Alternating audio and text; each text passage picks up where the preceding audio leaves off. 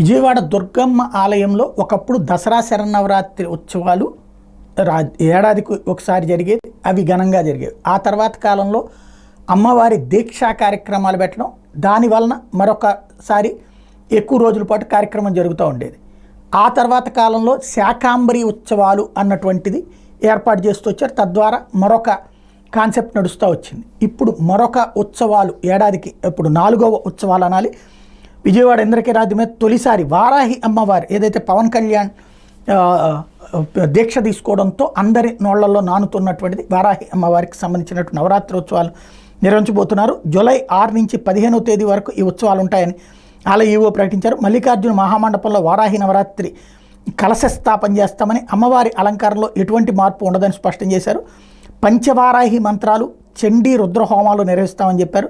లోక కళ్యాణార్థం పండితుల సూచనల మేరకు ఈ నవరాత్రి ఉత్సవాలు చేయాలని నిర్ణయం తీసుకున్నట్టు చెప్పారు. నిత్యం చండీ పారాయణ, రుద్ర పారాయణలు, ఉదయం సాయంత్రం పూజాహారతి, మంత్రపుష్పాలు నివేదన చేస్తామని చెప్పారు. 15న పూర్ణాహుతితో ఉత్సవాలు ముగుస్తాయని చెప్పారు.